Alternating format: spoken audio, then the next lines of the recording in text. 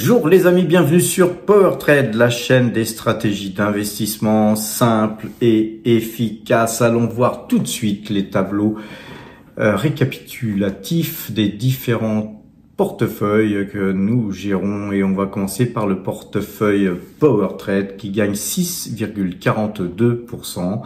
Portefeuille qu'on laisse filer, on avait acheté cependant hier du NJ, c'était pas un bon choix puisque NJ baisse assez fortement aujourd'hui, mais voilà, en tout cas ce portefeuille progresse puisqu'on a un ensemble de valeurs qui a plutôt tendance à progresser en ce moment et donc notre résultat, eh bien, il augmente et nous affichons 6,42% de hausse depuis le début de l'année. Le portefeuille Value, quant à lui, il se porte bien, toujours mieux, même, dirais-je, plus 25,23%.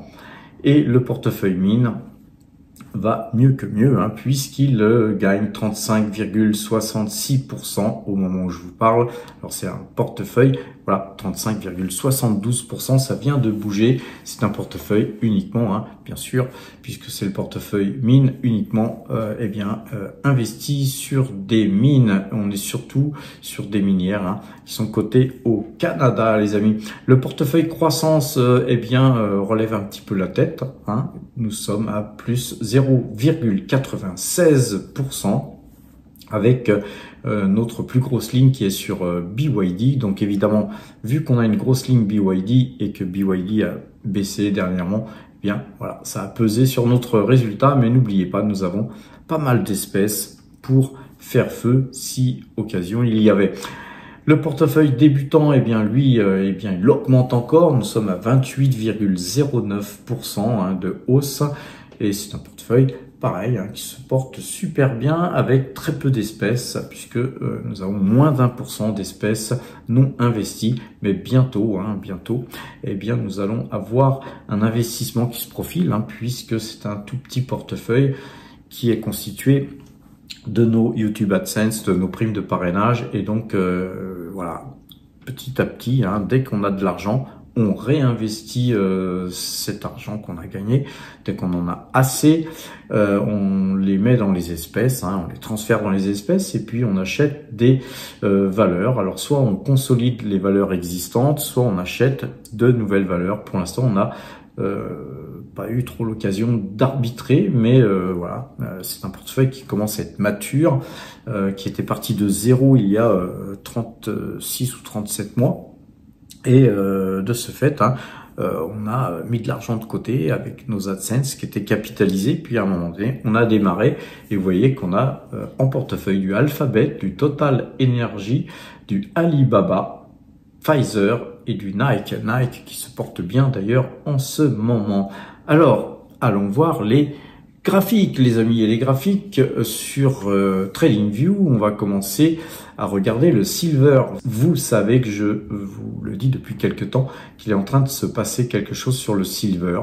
Peut-être que je me trompe, mais vous voyez, il y a énormément de mèches. Là, vous voyez, plein de mèches. Et sur ce petit mouvement là de consolidation, on pourrait y voir une petite assiette, les amis, je sais pas.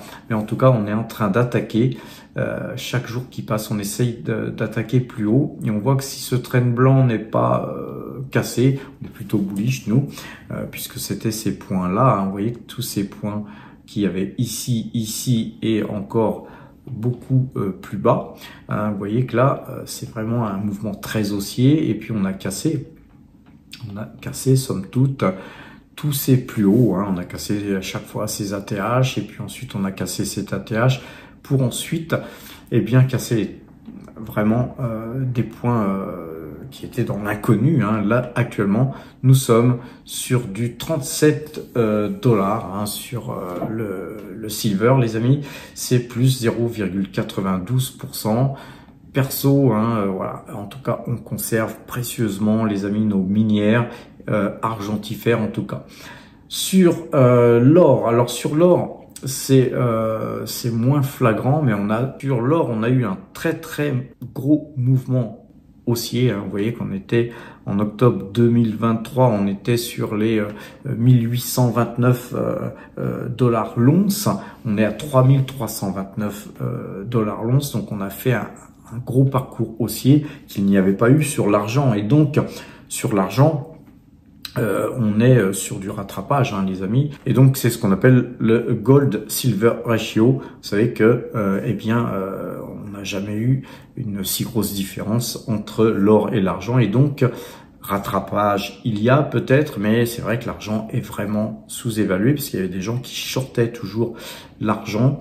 Mais à force de jouer avec le feu, on se brûle, les amis. Et donc voilà, nous, on est plutôt haussier. Au moment où je vous parle sur l'argent, très haussier d'ailleurs. Vous savez qu'il y a des élections au Japon, c'est que le yen s'enfonce progressivement, on a cassé 170, on va aller voir tout de suite d'ailleurs les graphiques sur le forex du yen.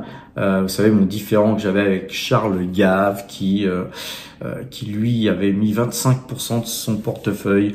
Il en parle plus, hein, Charles, t'en parles plus, hein, tes 25% de ton portefeuille investi en yens. Faudrait que t'en parles et que tu nous donnes un petit peu les raisons de pourquoi tu n'en parles plus, hein, puisque quand on a tort, hein, il faut aussi étoffer et puis accepter de dire pourquoi on a eu tort. Et puis, as-tu toujours tes yens en portefeuille? Moi, j'aimerais savoir.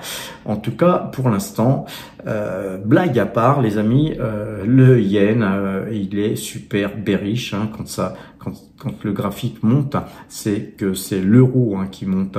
Et vous n'êtes pas sans savoir, pour ceux qui me suivent, les amis, que je suis moi là à l'affût, hein, d'aller voir eh bien ces points-là rouges ici qui sont tracés depuis très longtemps, les amis. Hein, je vous en parle de 188. J'ai comme l'impression qu'on va y aller, hein, les amis. Ça m'arrange pas, moi, hein, personnellement, parce que mon business au Japon, eh bien, il est plutôt moribond à cause de ça. Mais par contre, il faut toujours voir dans un mal un bien, les amis. Moi, je regarde maintenant cette zone ici, 220.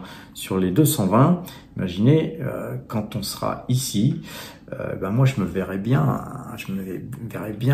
aller apporter mon pognon au Japon, car évidemment, je deviendrai très riche vivant au Japon avec un graphique. Regardez-moi ce graphique-là.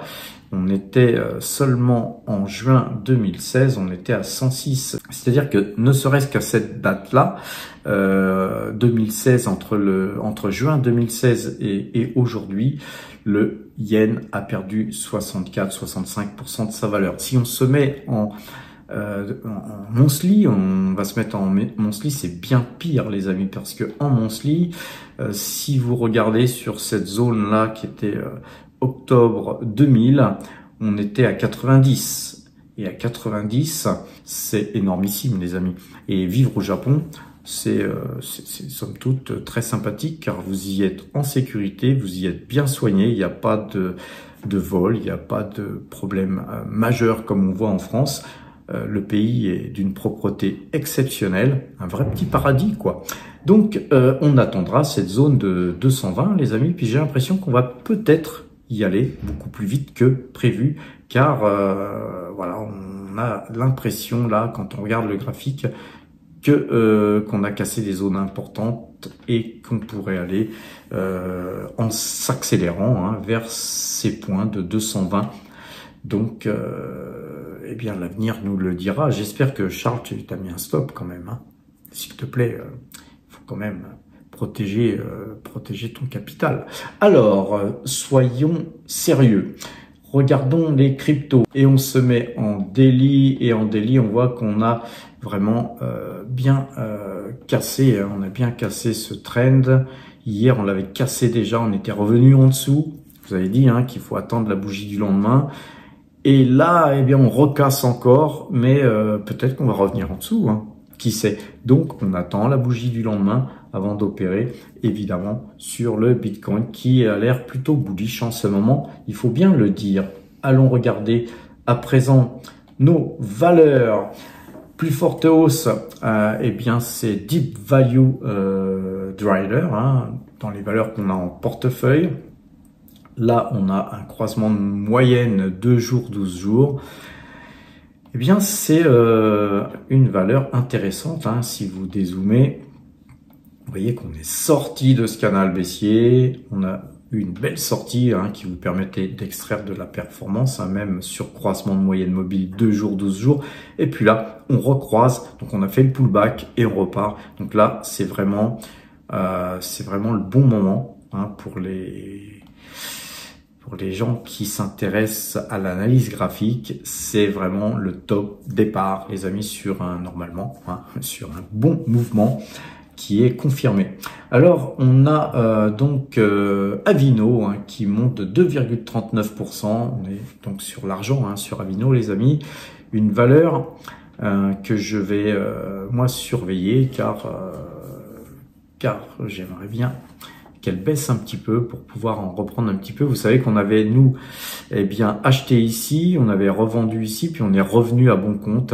Petite ligne, couteau dans la plaie, et voilà, on aimerait, si possible, hein, on a le droit de rêver, d'imaginer où pourrait aller Avino. Si Avino pouvait baisser un peu sans forcément aller toucher ce haut de canal, si on pouvait revenir à bon compte à meilleur prix, ça serait vraiment classe, les amis. Mais pour l'instant, on n'a pu faire qu'une petite ligne. Voilà, on attendra. En tout cas, il faut être patient, hein. En bourse, il faut être patient. Sur Hug Autoliner, 2,39% de hausse aussi. Avec, là, on va se mettre en ouverture. On n'a pas de croisement encore sur Hug. Voilà, on va attendre. Et puis après, je sais même pas si je vais étoffer ma ligne, car il y a beaucoup de choses à faire, hein. Peut-être qu'il y a mieux à faire. Le mieux, ça aurait été de jouer le rebond ici avec ce croisement de moyenne mobile 2 jours, 12 jours, ou celui-ci. On va attendre, on va voir. Pourquoi pas étoffer très légèrement notre ligne. Une valeur là qui a vraiment le vent en poupe, hein, puisqu'on a cassé ce trend rouge avec une bougie qui se détache. Je vous en ai parlé dernièrement, c'était ST Microélectronique. C'est vraiment bullish, hein, sur cette valeur, sachant que, les amis, c'est une valeur cyclique. On va prendre le Matrix, et vous voyez que par rapport au plus haut et au cours actuel, c'est 45%, hein, les amis. On a perdu 45%, donc il y a encore du jus, hein. Je pense qu'on va très certainement aller sur les 35 €, les amis, sur cette valeur. En tout cas, voilà, moi je donne des objectifs comme ça, hein. C'est une zone graphique. Ces points-là qui étaient très forts, on s'est beaucoup bataillé ici. Ici, on s'est battu ici. Ici, ce fut un point très très fort. Donc, quand on trace tout ça, les amis, je pense que c'est quasiment inéluctable, hein, qu'on passe de 27 à 35. Les amis, il n'y a pas forcément une fortune à faire, mais ce sont les petits ruisseaux qui font les grandes rivières. Ça fait longtemps qu'on n'a pas regardé AXA. Et eh bien on va regarder, parce que c'est une valeur qu'on a en portefeuille. Elle gagne 1,87% aujourd'hui. Même chose, on trace toujours, nous, des trends qui sont là, un support. Vous voyez que ce point haut ici, cette ouverture ici, tous ces points bas ici, cette ouverture ici, ce point bas ici, eh bien une fois tracé, on voit que on a quasiment buté là-dessus. Hier, aujourd'hui, eh ben on a une belle bougie verte, hein, donc on a quasiment un yin yang. Il faudrait attendre de voir un croisement de moyenne mobile 2 jours, 12 jours pour peut-être revenir à l'achat. Et si par contre on casse ce train rouge que je vais étendre, eh bien vous voyez que si ce train rouge était cassé, ben, surtout si vous avez acheté plus bas, ben, plutôt on mettra un stop, on prendra ses bénéfices, ou on restera scotché et puis on essaiera d'attendre évidemment un peu plus dans le temps, hein, pour pouvoir ressortir avec des gains, les amis. On essaye de ne pas sortir comme ça sans arrêt avec des pertes. C'est mauvais pour le moral. Alors, vous voyez que Gulf Keystone Petroleum, j'en ai parlé, je crois, hier, on est revenu dans ce canal haussier. Donc, qu'est-ce qu'on fait dans ces cas-là? On élargit ce petit canal sympathique. Et puis voilà, on a cassé ce trend qui, pareil, vient de loin. On l'a cassé, mais on est revenu en clôture dessus. Vous voyez que l'analyse graphique, c'est quand même magique.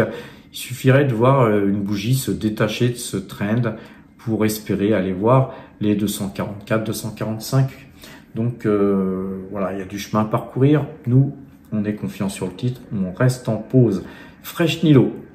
Alors Fresh Nilo, c'est une valeur qui a eu le vent en poupe, on l'a acheté, vendu, on a déjà extrait de la performance dessus. On revient au-dessus de ce trend jaune là que je vais étendre légèrement. Voilà, donc pour l'instant c'est plutôt bullish sur Fresh Nilo, mais c'est normal. Fresh Nilo, c'est de l'argent.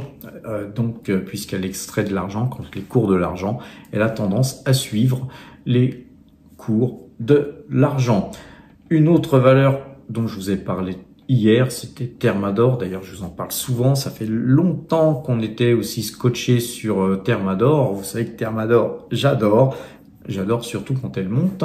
Et là, vous voyez que c'est une valeur qui revient à la charge à l'achat. Elle a donné de très bonnes nouvelles. C'est une valeur très très bien gérée. C'est une valeur en fait de fonds de portefeuille qu'on peut mettre sur un PEA PME par exemple, de façon à pouvoir avoir aussi du dividende.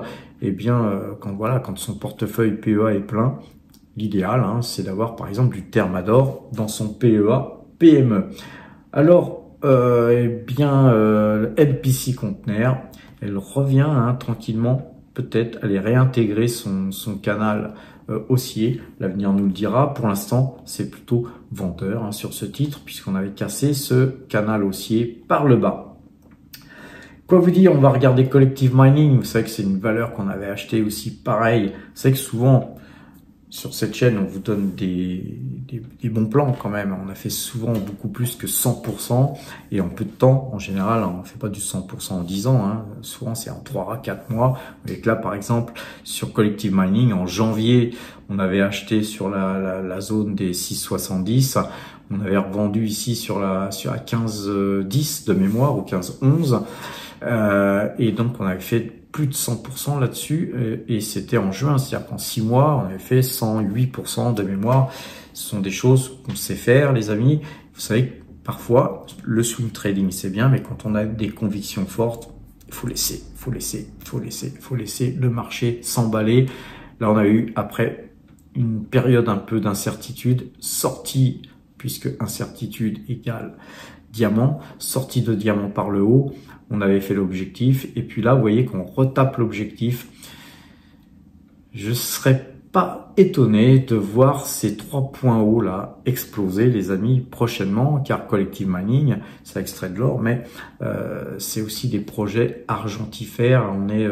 Vous savez que toutes les mines d'or ont tendance aussi à extraire de l'argent, mais Collective Mining, c'est surtout plutôt un projet là actuellement, et donc on est sur quelque chose de beaucoup plus spéculatif qu'une mine d'or traditionnelle comme Kinross par exemple, ou Barrick Gold ou Agnico Eagle Mines, pour ne citer que ces 3-là.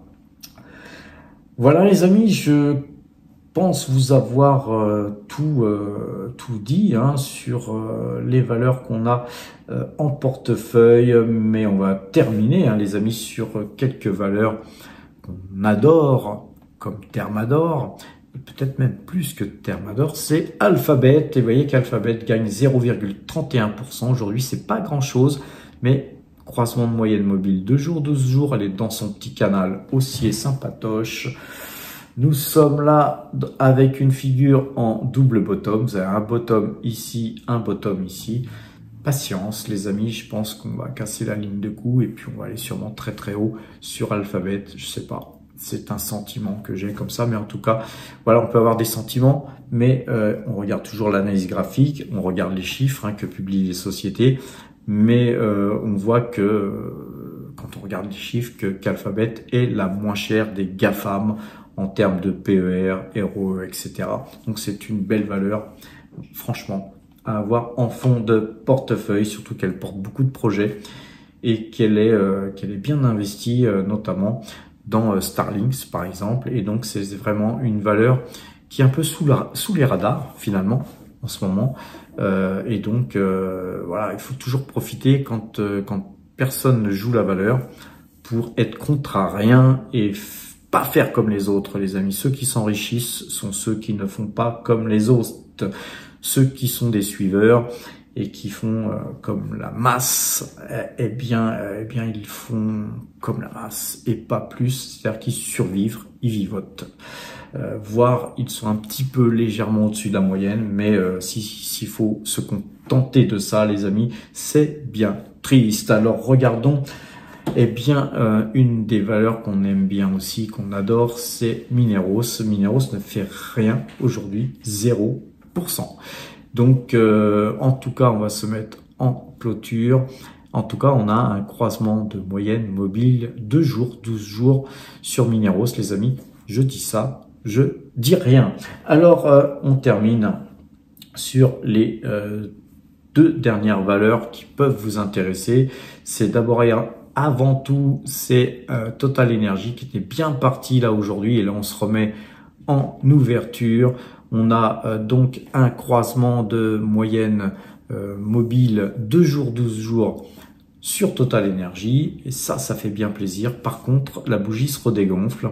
Donc, quand c'est comme ça, les amis, prudence. On attendra de voir demain, demain vendredi, si effectivement, eh bien, on avait une ouverture dans le corps de cette bougie rouge avec une bougie verte en formation de façon à garder la confiance et voir pourquoi pas eh bien se faire un petit couteau dans la plaie si on n'a pas la valeur ou voir étoffer sa ligne si on a une valeur totale en portefeuille qui représente peu d'allocation d'actifs, car si vous êtes chargé comme moi, c'est pas le signal qu'on fera, bien sûr, les amis, puisque quand on est très chargé sur une valeur, on attendra plutôt une sortie du canal baissier. On va terminer sur Tesla qui là perd 0,19%. Encore une fois, je vous le dis, la valeur est vendeuse, elle va sûrement publier des résultats prochainement catastrophiques, en tout cas ils seront pas bons. Et là on voit que nous on avait bien acheté à 168 $ et quelques, 219 $, 190 $, 245 $, on avait même fait une petite ligne, toute petite ligne à 372 $ pour revendre le tout à 390 et 384 $. Donc encore une fois là-dessus on avait fait du plus de 100%. Et on est parvenu sur le titre, les amis. Vous pouvez suivre les vidéos ou vous pouvez aller sur le site powertrade.fr. Sur le site powertrade.fr, vous avez dans la rubrique apprendre des vidéos qui sont gratos, les amis, pour vous former. Mais vous pouvez aller voir les différents portefeuilles dans l'onglet portefeuille et voir les extractions de performance 2024, 2025. Allez, en 2024, vous allez voir que sur Tesla, on avait fait, je crois, du 131% de plus-value sur certaines actions de Tesla qu'on avait achetées ici à 168 $, revendues à 390. Ça mettait du beurre dans les épinards à ce moment-là, les amis. Et on aime bien le beurre, moins les épinards. Voilà, les amis, sur ces bonnes paroles, allez sur le site powertrade.fr pour passer premium, les amis. Portez-vous bien et à demain.